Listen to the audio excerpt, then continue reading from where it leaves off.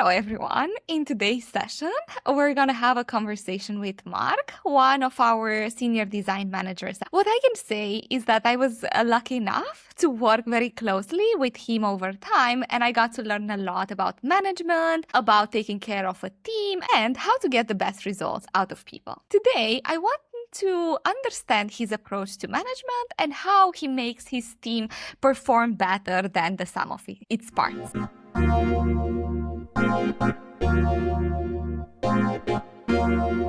So, let's start with the basics, Mark. How do you define a high-performing team? If I was going to give like a general answer, I'd say a high-performing team is one that almost kind of runs itself. Like, you know, you have a high-performing team when you start questioning yourself as a manager. Like, you're like, do they need me? Like, do I have a role here? So the way that manifests itself is the team tends to be super high agencies. They're going to go out, they're going to identify areas of improvement on their own. They're going to bring them to you. They're going to come not only with those areas of improvement, but maybe one or two potential solutions.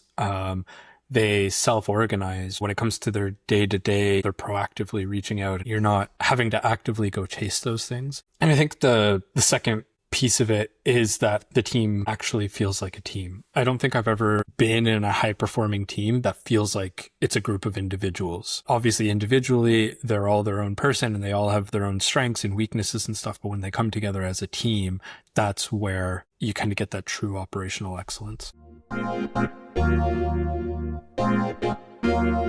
That's a very interesting take, Mark. Also, you talked a lot about how it really feels like a team, that it does not feel just like individuals working together. One thing that I've noticed is that when people think about what makes a team successful, they usually think about the talent that they have in that team. They just think that if they bring on, star players, that will improve the quality of the team. If you look at research, the research says otherwise. Because in theory, talent is not really portable. What have you seen so far in your experience about this? Did you have instances when you brought in a team player, the quality of the team has increased, but also the other way around? You brought in amazing people that did not perform well in a certain team and the quality of the team has dropped due to that? Yes to both, but I'll say like there's diminishing returns. If you have a team of all, let's say, average performers and you bring in someone that's really strong, by really strong, I mean not only on their individual deliverables, but they're actually looking at operational things for the team. They're that high agency designer I mentioned.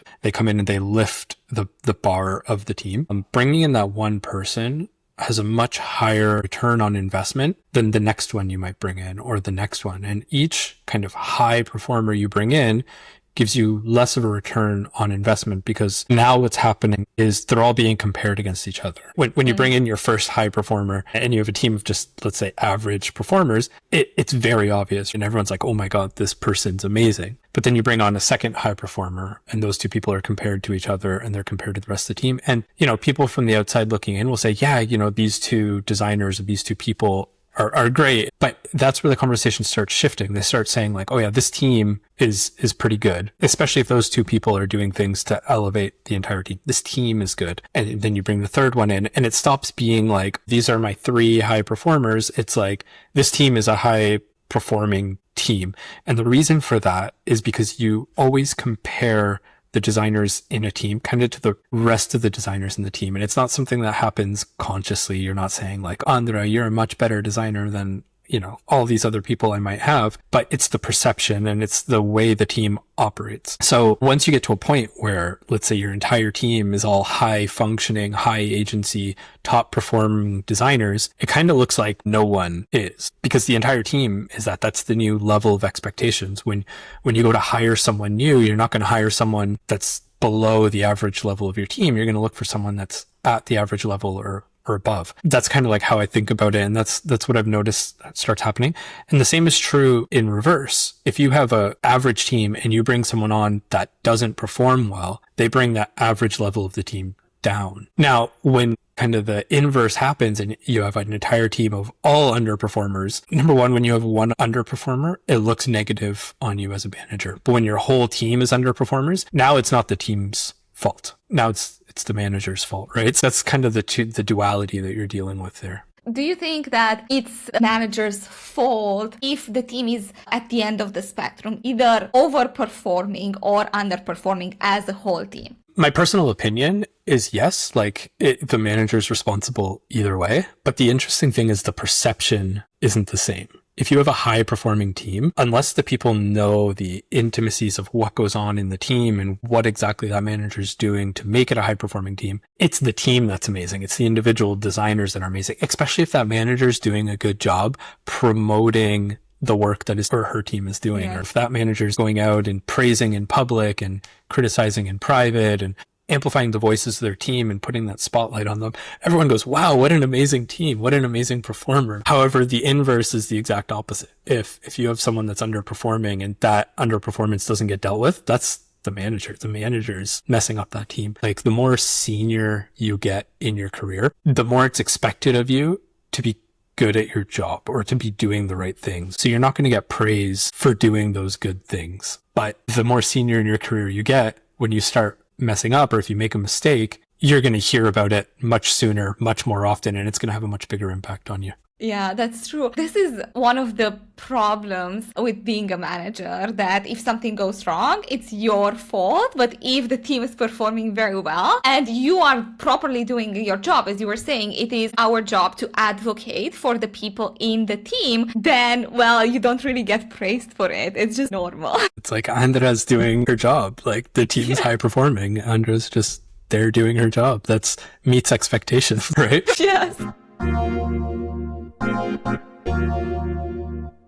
You have an extensive experience and you've been in situations where you had to build teams from scratch, but also where you have inherited teams. How do you approach these different situations? Yeah, it's a good question. It's definitely very different approaches. And I would actually even throw in a third one, actually. And that's being promoted into a leadership position where now you've inherited a team that you were once their colleague. So I'll give that kind of bonus insight. But it's just sticking with the two questions. Obviously, the easiest one is building your own. Easy in the way of winning the respect of the team and coming in with the respect of the team. You hired them. There's that rapport that you've built with them during the hiring process. They obviously trust you enough to accept the job offer. You've made them excited about the mission, ideally. They come in and the first thing you need to do is have very clear what's the role of the team, where are you moving towards, what do you want to achieve. What I normally recommend to people is your first hire needs to be someone that you can rely on. Someone that's maybe more senior in their role, has a lot of experience in the role that you're hiring for, somebody that you get along with really well, right? I always say it's like my lieutenant, because you need that person, you need to be able to rely on them. And it's not to say that the ones that you're going to hire afterwards, you don't have that relationship with. Ideally, you have that relationship with everyone, but you really need to make sure that that first hire you have that relationship with, because when you start bringing in new people, your bandwidth isn't going to scale to onboard everybody. You need to be able to delegate those tasks, and you need to be able to trust that the person that's going to do that is going to carry your same values and your same goals. So the first person needs to be your high value hire. I would say spend the most amount of time looking for the perfect first hire than any other of your hires. But once you get that in place, I think it's a matter of setting very clear expectations with your team. I'm someone that I'm often told it's really easy to work with you. You're easy manager to get along with, things like this. But I believe that it's because I have very clear expectations. This is what I consider acceptable, what I consider not acceptable. And as long as you're above that acceptable, I'll be your best friend. That's my own take. Other people are going to have other opinions on that, but that's what's personally worked for me. So build those relationships, set clear expectations. And I think the third piece is creating a space that's safe. If you're in an organization that's the norm, great. You're doing your job. If you're in an organization that is the opposite of that, and it's particularly cutthroat or particularly high paced, high burnout, having that space where your team can come together, unload all of their all of their problems or lean on each other for support, lean on you for support, makes it that your team is going to be your biggest advocates. They're going to go out to the other designers and they're going to say, oh, working for Andra is amazing, or working for Mark's amazing. This is what it's like. This is what our team rituals look like. He cares about me. He asks about my kid. That makes people want to work for you. That does a lot when it comes to retention. And so if you've followed the previous steps I've said of hiring great people, having your lieutenant, creating that safe space, now retention comes with building a team that wants to work with you, that cares about you as a human and you care about them as a human. That's kind of how I look at building my own team. When building your own team from scratch, do you bring your own people as well? Is there something that you have done in the past, or start from scratch entirely? If you have your own people, bring them on, especially as that first hire. If you have someone that you know is like super high agency, you work well with this person, everything you do is just like a killer project, bring them on. That makes your life super easy if they want to work with you again. That's also a sign of a good manager. If you have people that are willing to come along with you, to move to another company, to trust you with their career further in their life, I think that's a great sign that you were a good manager in the past. Yeah, I'd agree with that for sure. At Deal, I've brought 2 people over now that I've worked with in the past. And even like at Deal, when I've switched teams and I'm like, okay, this is a new team. This is a new problem space. We're building it from the ground up. I'm like, I want this designer that I worked with over on this other team. I did that with you, right? Like, hey, like I want Andra, I'll do anything it takes to get them over here.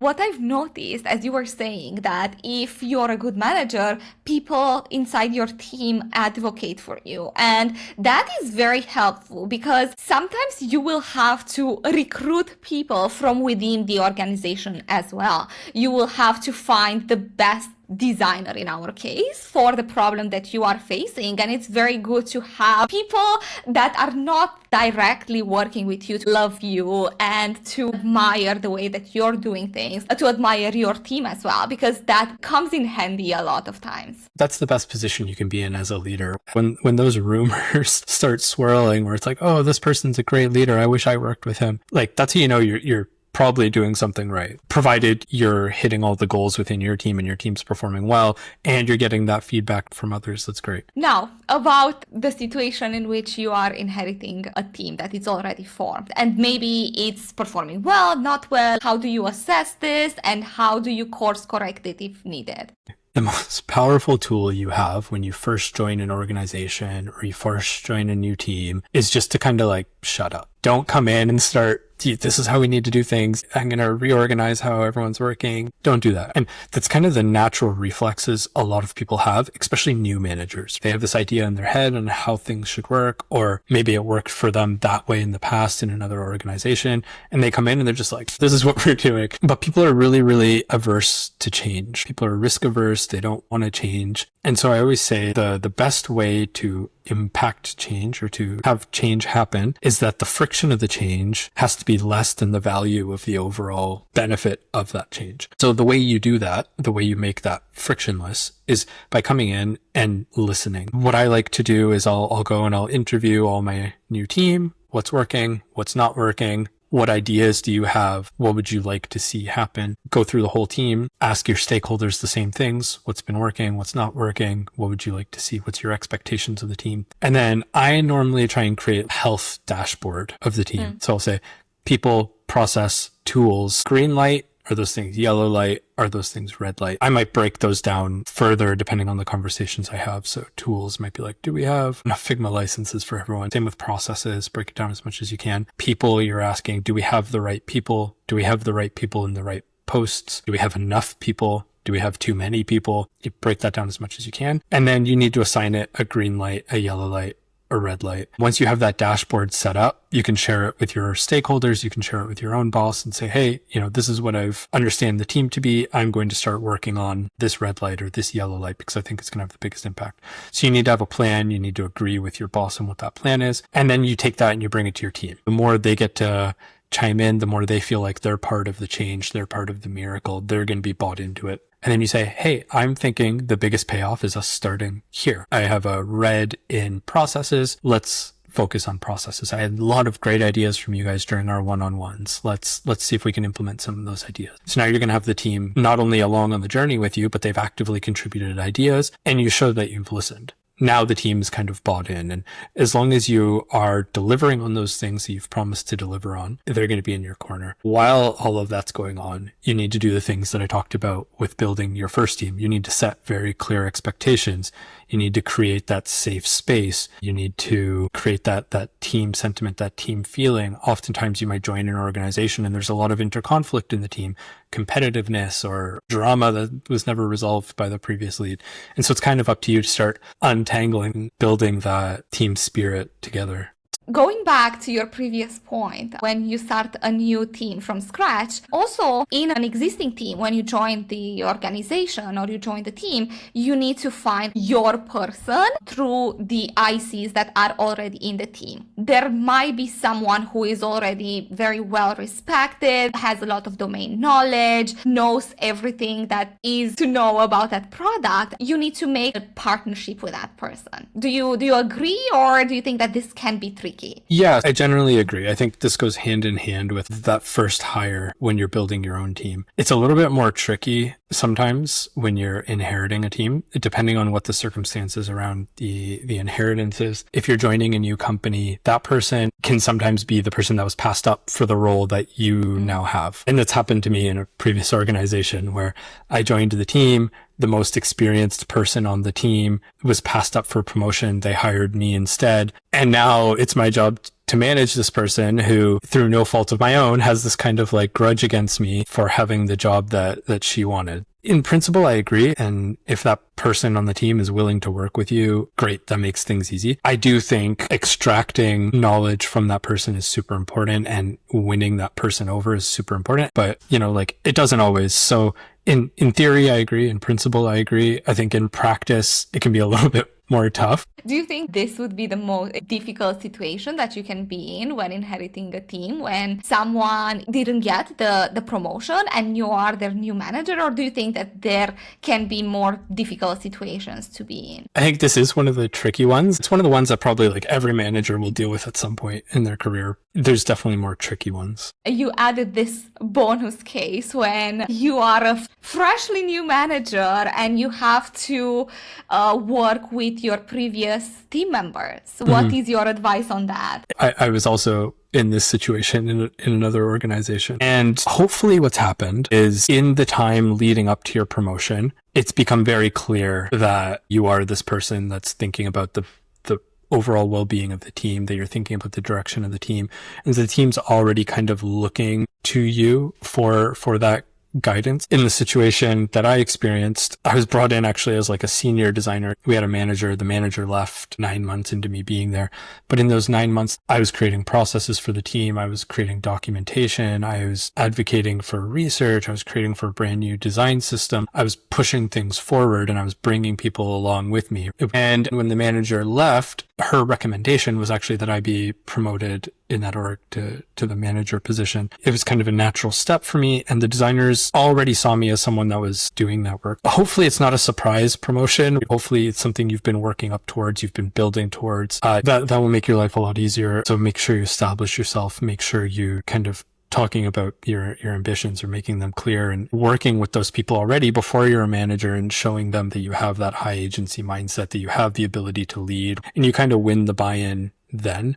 And then when you're promoted, they're happy for you. That's generally my advice. And if you're not already doing that and you get a promotion, you're in a tough situation. You need to do the steps that I said about inheriting a new team with the added challenge of these people were previously your colleagues. Now, what I wanted to ask you, you are able to build this high-performing team, but the truth is that is not really a fixed point. As we were talking, we live in a changing world and changing organizations. There are a lot of reorganizations, people leaving, new people joining, technology changing, as we can see, especially right now, processes changing. How do you make sure that you keep the team performing at the level that you expect?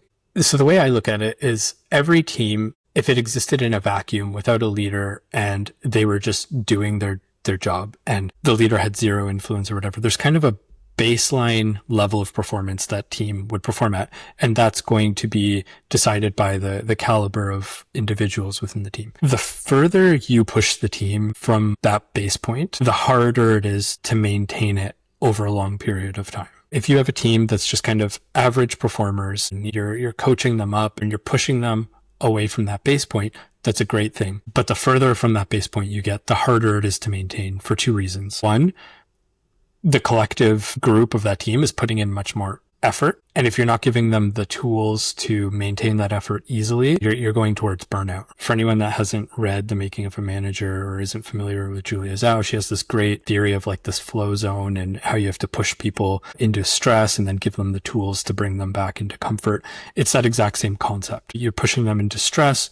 They're getting to a place where they're able to maintain that stress, hopefully due to tools and training that you're giving them, and then they fall back into comfort. But the longer they're in that stress zone, the harder it is to maintain. That's kind of the first piece of it. The second piece of it is helping them see the fruits of their labor, so the reward for putting in that effort. Right? If you're constantly pushing your team, and even if you give them the tools to be higher performers and to be comfortable at a higher level of performance, if they're never seeing a payoff, and that payoff is different for everyone, maybe it's recognition, maybe it's seeing your product live in the market being used by millions of users, maybe it's compensation. Everyone's driven by different things. If the people aren't seeing that payoff, they're not going to want to keep putting in that same level of effort. So your job as a manager becomes three things really. It becomes pushing people into that stress zone to give them that capability to be higher performers, giving them the tools and the training and the support that they need for that no longer to be stressful, for them to move over back into the comfort zone, but at a higher level of performance, and then rewarding them or ensuring that they feel fulfilled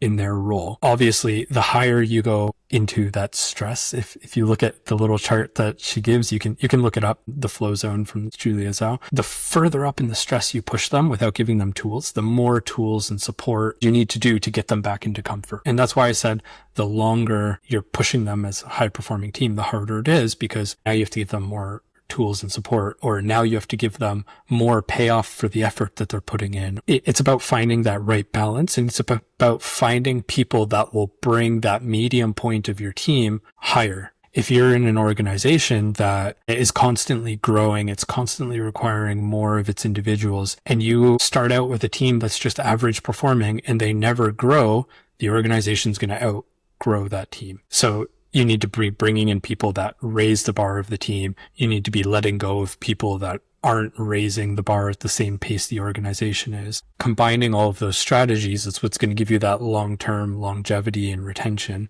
for a high-performing team.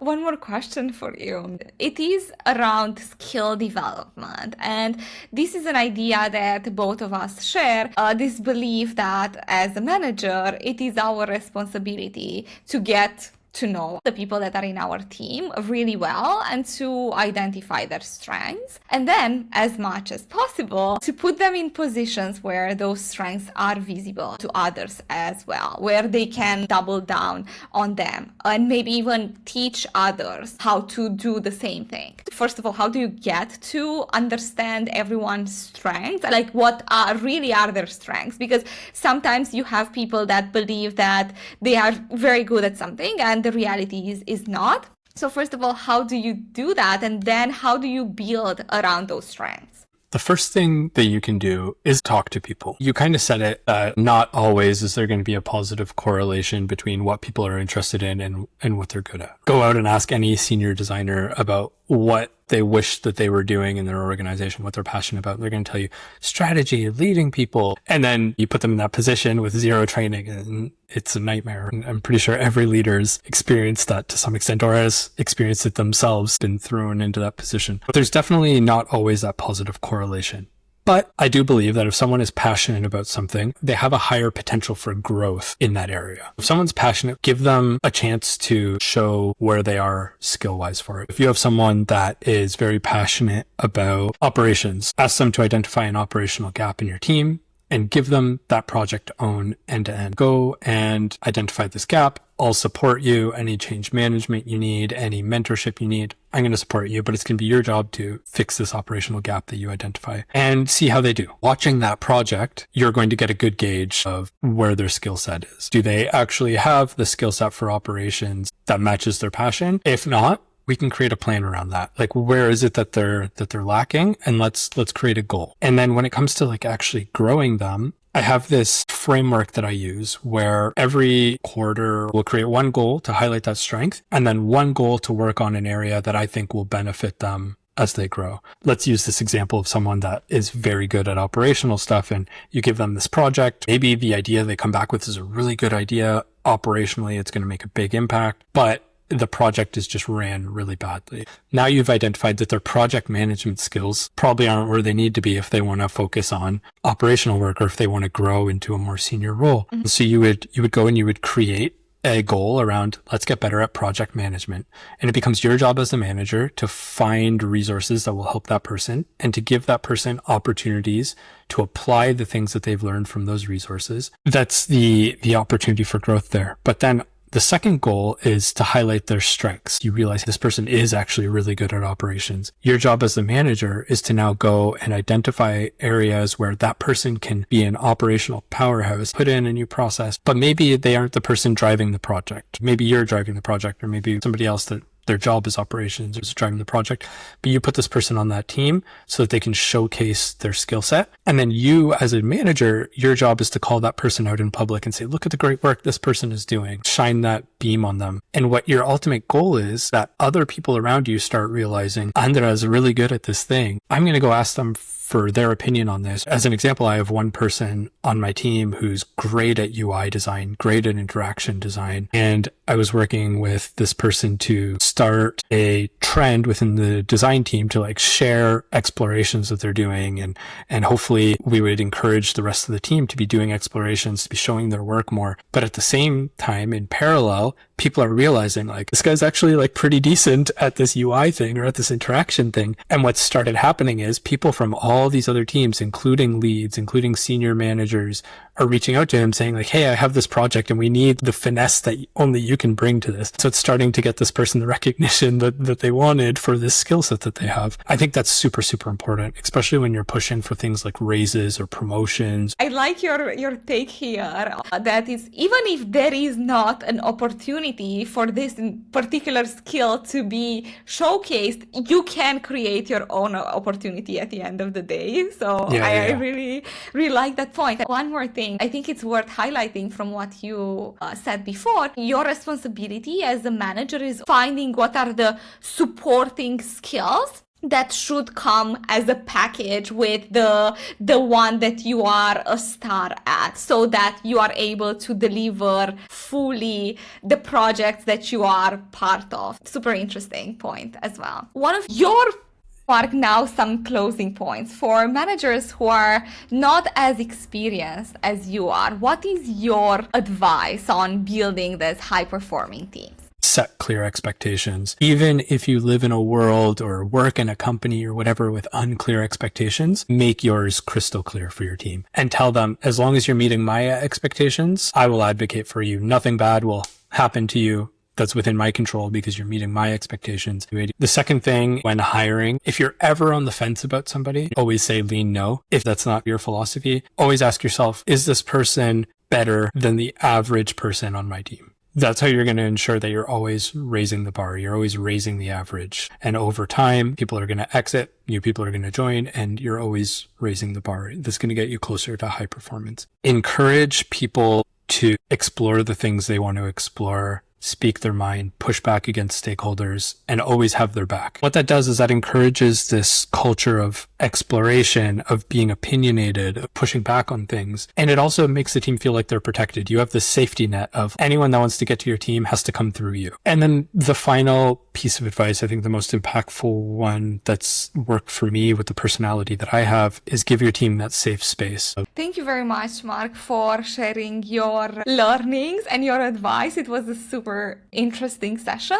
Thank you very much for your time. My pleasure. Hopefully it was helpful to someone out there. And if you have any questions, feel free to reach out. I love talking management. I love talking people. And best of luck to everyone.